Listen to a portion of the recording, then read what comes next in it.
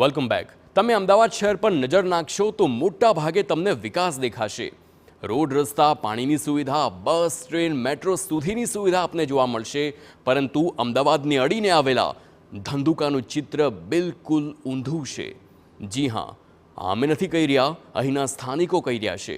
સ્થાનિક સ્વરાજની ચૂંટણી આવી રહી છે, એટલે કે TV9ની ટીમ ધંધુકા નગરપાલિકા વિસ્તારમાં પહોંચી અને સૌથી પહેલાં એ જાણવાનો પ્રયાસ કર્યો કે ધંધુકાની શું સ્થિતિ છે।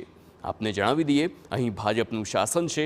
7 વોર્ડ અને 28 નગરસેવકોની સંખ્યા સાથે ધંધુકા નગરપાલિકામાં 32,475 જેટલા મતદારો છે। પહેલાં એ જાણીએ કે અહીંના સ્થાનિક નેતાઓ શું કહી રહ્યા છે ધંધુકાના વિકાસ અંગે।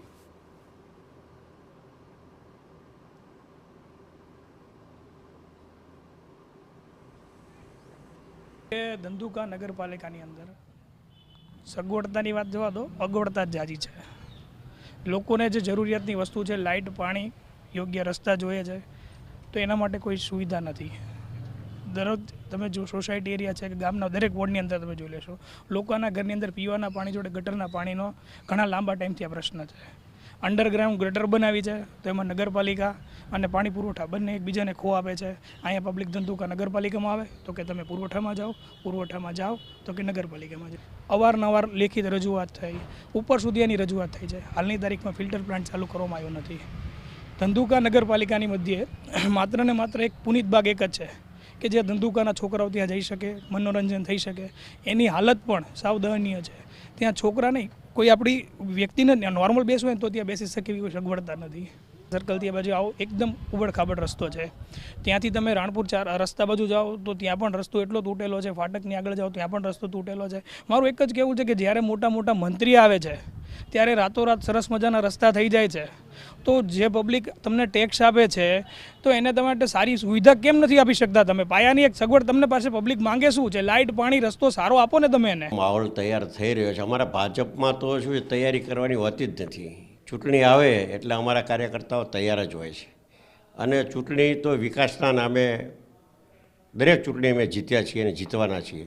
નરેન્દ્રભાઈ મોદી ગુજરાતના મુખ્યમંત્રી હતા, આજે દેશના વડાપ્રધાન છે।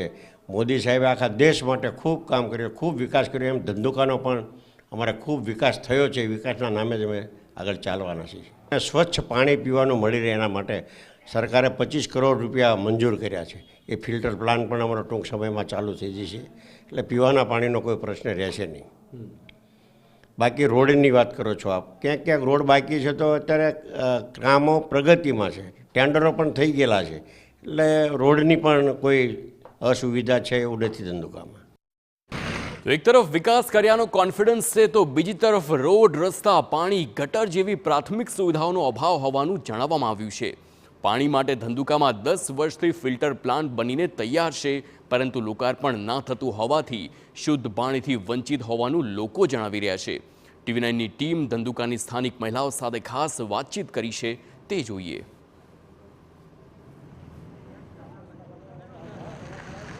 ધંધુકા નગરપાલિકાની આ સૂર્યલોક સોસાયટી વિભાગ નંબર 1 પાસેનું આપે જોયું કે આ ફિલ્ટર પ્લાન્ટ અહીંયા બનાવવામાં આવ્યો છે। ફિલ્ટર પ્લાન્ટ અહીંયા બન્યો છે, પરંતુ જે લોકાર્પણ એનું થવું જોઈએ, કે જે કામગીરી એની થવી જોઈએ, એ કામગીરી થઈ નથી। અને અહીંયા જે લોકો અહીંયા વસે છે, છેલ્લા લગભગ 2001થી કેટલાક લોકો અહીંયા રહેવા આવ્યા છે, કોઈક 2011થી આવ્યા છે। શું સમસ્યા છે તમારી અહીંયા? ફિલ્ટર પ્લાન્ટ અહીંયા નજીક જ છે, પણ એનું નથી, કોઈ એનો વિચાર એને કર્યો જ નથી કે આ ચાલુ કરીએ। અમને એમ હતું કે ફિલ્ટર પ્લાન્ટ ચાલુ થશે તો પાણી બહુ આવશે, પણ અમે ત્યાં ધોવા જઈએ છીએ। લો, એ 30 ફૂટ ઊંડું પાણી છે, એમાં ખેંચીને અમે કપડાં ધોઈએ છીએ, અને કેટલો એનો ઓટો ઊંચો છે। અમારે જેવા વૃદ્ધ કેવી રીતે ચડી શકે, તોય અમે ધોવા જઈએ છીએ। તમે તો ઉંમર લાયક છો, કેવી રીતના તમે કેવી રીતના પાણી તમે ઘરે લાવો? પછી ઘરે લાવી, ક્યાંથી લાવવું? ઘરે ભરીને લાવી, ક્યાંક પીવાનું મળતું હોય, પાણી આવતું નથી, પાણી આપતા નથી। પાણી ઘીની જેમ વાપરવું પડે? ઘીની જેમ વાપરવું પડે પાણી, ઘીની જેમ। પાણીની પ્રોબ્લેમ બહુ છે। અમે માલ ઢોરવાળા છીએ, તો માણા પીવે કે માલ પીવે, ખેંચીને માથા પર કેટલું લાવી, કેટલો ત્રાસ છે। અચ્છા, તમારા રેસિડેન્ટ્સ છે બધા બંગલો ટાઈપના છે, પરંતુ પરિસ્થિતિ એવી છે કે તમારે ટેન્કરના ભરોસે રહેવું પડે। તમે કેટલા સમયથી અહીંયા રહો છો, શું પરિસ્થિતિ થાય? અમે 15 વર્ષથી અહીંયા રહીએ છીએ, પણ 400 રૂપિયાનું ટેન્કર અમારે દર અઠવાડિયે ચાલતું નથી। અમે એમાં પૈસા બરબાદ કરીએ છીએ, છતાં પણ કોઈ તંત્ર અહીંયા જોવાય આવ્યું નથી કે અમારી કોઈ સમસ્યાનો કોઈ ઉકેલ લાવતું જ નથી. અમે રજૂઆતો પણ કરી હશે, સાહેબો મોટા મોટા આવીને વયા જાય છે પણ કંઈ કરતા નથી આમાં રજૂઆતમાં. બસ એટલું જ અમારું ઓલું છે કે પાણી આવે બસ અમારે ધંધુકામાં. આવી રીતના અમારી સોસાયટીમાં રોડ સારો થાય, પાણી સારું થાય, એવી રીતના અમારી માંગ છે બસ. અચ્છા, તો તમારા ઘરે મહેમાન આવે કે કોઈ પ્રસંગ હોય તો તમારી હાલત બહુ કફોડી થઈ જાય? બહુ ખરાબ થઈ જાય. પાણી ભરવા જવું પડે, ટાઈમે મહેમાન આવે પાણી તો પાવું પડે ને, જવું પડે ભરવા.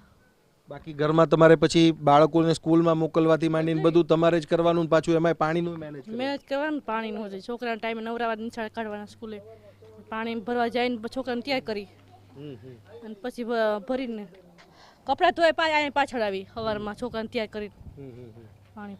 તો અહીંયા આપણે વાત કરીશું, તમારું શું કહેવું છે? અહીંયા તમે રહેવા આવ્યા, કઈ સાલથી રહેવા આવ્યા છો અને અહીંયા તમે લગભગ પાણીનો ટેક્સ પણ તમે ભરો છો? ટોટલ કોઈ પણ અમારી સોસાયટીમાં એવો વ્યક્તિ નથી કે કનેક્શનનું લાઇનના નગરપાલિકામાં વેરો ન ચૂકવતું હોય, બધા વેરો ચૂકવે છે લોકો. હું મારા પોતાના ઘરે 2 લાઇનના વેરા ચૂકવું છું, છતાં એકેય લાઇનમાં પાણી નથી આવતું.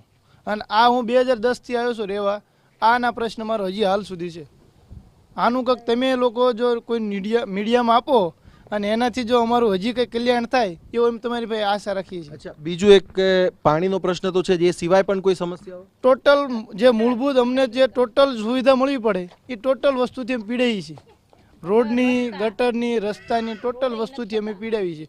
રોડ થાય તો 12 મહિનામાં આના પ્રશ્ન હોય છે. તો કઈ રીતના કામ થાય છે એ ઉપરના લેવલે જોવું પડે ને. અમને તો કોઈ વસ્તુની માહિતી ન હોય. અમારા વર્ષોથી આ બધા અમારી વર્ષોથી અમારે જૂના છે એ લોકો આના પીડાય છે, તો અમે નવા તો પીડાઈએ જ ને. કેટલા સમયથી તમે અહીંયા રહો છો? 22 વર્ષ. 22 વર્ષ થયા. તો પાણી કેવી રીતે ઘરનું આવે?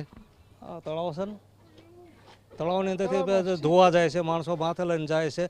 આ લોકોને કેવી છે તારે ચૂંટાયેલા પછી વારે ઘડે ભાગી જ જાય કે હા પાડે કરે, વોટ લેવાનો ત્યારે હા પાડે, બાકી તો હો રીતે નીકળી જાય તેમ માત્ર. બાકી અહીંયા પાણી તો તેમ માત્ર પહેલેથી ત્રાસ છે કે અહીંયા છે કે વાયદા આપે, અહીંયા છે અહીંયા છે, પણ હા ખોટા વાયદાઓ દઈને પબ્લિકને બનાવી અને પૈસા જતા રહેતા હોય છે તે માત્ર. તો વાત અહીંયા એ થાય છે કે કૂવાની પાસે રહીને લોકો જે છે એ તરસ્યા છે. સૂર્યલોક વિભાગ 1 સોસાયટીના રહીશો જે છે એ લગભગ 20-22 વર્ષથી અહીંયા રહે છે, તેમ છતાં એમના ઘર સુધી પાણી પહોંચ્યું નથી અને કનેક્શન પહોંચી ગયું છે. પાણીનો વેરો પણ જે છે એ નગરપાલિકા લે છે, પરંતુ પાણીની સમસ્યા આપવામાં લોકો માટે એ ક્યાંક ઊણી ઉતરી છે. સાથે સાથે નળ, ગટર, રસ્તાની જો વાત છે એ 3 સમસ્યાઓ અહીંયા લોકો જે છે એની હાલાકી ભોગવી રહ્યા છે. કેમેરામેન ઇમરાન શેખ સાથે સચિન પાટીલ, TV9 ધંધુકા.